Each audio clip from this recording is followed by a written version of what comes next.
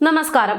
സർക്കാർ ജോലിയാണ് ലക്ഷ്യമെങ്കിൽ അതിനുള്ള ഏറ്റവും നല്ല മാർഗം മുഖ്യമന്ത്രിയുടെയോ മന്ത്രി പുങ്കവന്മാരുടെയോ ഇഷ്ടക്കാരായി കയറിപ്പറ്റുക എന്നതാണ്. അങ്ങനെയാണെങ്കിൽ സർക്കാർ ജോലി എന്ന നിങ്ങളുടെ സ്വപ്നം നിങ്ങൾക്കരികിലെത്തും. PSCയെയും പൊതുജനങ്ങളെയുമെല്ലാം നോക്കുകുത്തിയാക്കിക്കൊണ്ടാണ് ഇങ്ങനെ ഇവർ പ്രവർത്തിക്കുന്നതെന്നത് പ്രത്യേകം പറയേണ്ട ആവശ്യമൊന്നുമില്ല. ഞാൻ ഈ പറയുന്ന കാര്യങ്ങളെയെല്ലാം അക്ഷരം പ്രതി യാഥാർത്ഥ്യമെന്ന് തെളിയിക്കുന്ന ഒരു റിപ്പോർട്ട് കൂടെ ഇപ്പോൾ പുറത്തു വരുന്നു. DGP ആയി വിരമിച്ച ഡോക്ടർ B സന്ധ്യയ്ക്ക് പുനർനിയമനം നൽകിയിരിക്കുകയാണ് ഇടത് സർക്കാർ.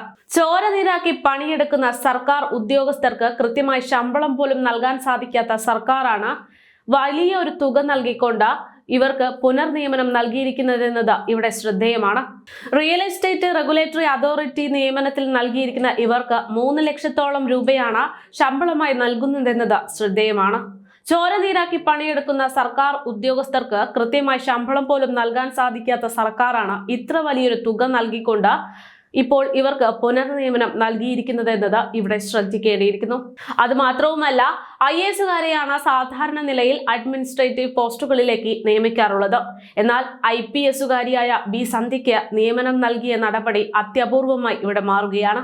റിയൽ എസ്റ്റേറ്റ് മേഖലയിലെ ക്രമക്കേടുകൾ തടയുന്നതിനും നിയന്ത്രിക്കുന്നതിനുമാണ് റിയൽ എസ്റ്റേറ്റ് റെഗുലേറ്ററി അതോറിറ്റി രൂപീകരിച്ചിരിക്കുന്നത്. 2 അംഗങ്ങളും ചെയർമാനുമാണ് ഭരണസമിതിയിൽ ഉള്ളതെന്നതാണ് വിവരം.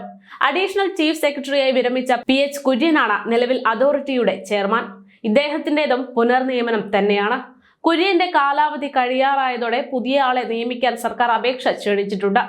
പാലാ സ്വദേശിയായ B സന്ധ്യ 1988 ബാച്ചിലെ IPS ഉദ്യോഗസ്ഥയാണ്.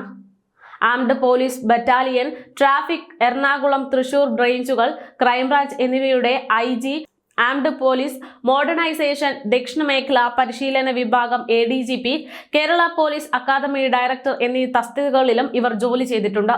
Fire and rescue services director general ആയിരുന്ന സമയത്താണ് ഇവർ വിരമിക്കുന്നത്. പിണറായി സർക്കാരിന്റെ കാലത്ത് മുഖ്യമന്ത്രിയുടെ അടുപ്പക്കാർക്ക് വിരമിച്ച ശേഷം പുനർനിയമനം നൽകുന്നത് ഇപ്പോൾ ഒരു പതിവായി മാറുകയാണ്.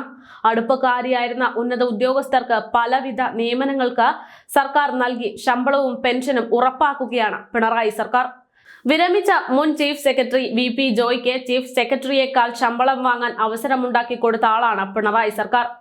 കേരള പബ്ലിക് എന്റർപ്രൈസസ് ബോർഡിന്റെ ചെയർമാൻ തസ്തികയിലേക്കാണ് VP ജോയിയെ പിണറായി സർക്കാർ പിന്നീട് പരിഗണിച്ചത്. അത് സർവീസ് റൂളിലെ ചട്ടം ഭേദഗതി ചെയ്തുകൊണ്ടായിരുന്നു എന്നതും ശ്രദ്ധേയമാണ്. പെൻഷൻ കഴിഞ്ഞുള്ള അവസാന ശമ്പളമാണ് സാധാരണ പുനർനിയമനങ്ങൾക്ക് കിട്ടാറുള്ളതെങ്കിൽ VP ജോയ്ക്ക് പെൻഷനും ശമ്പളവും ഒരുമിച്ച് നൽകുന്നു. സമാന രീതിയിൽ സർവീസിൽ തുടരുന്ന മറ്റൊരു ഉദ്യോഗസ്ഥനാണ് മുൻ chief secretary doctor KM Abraham.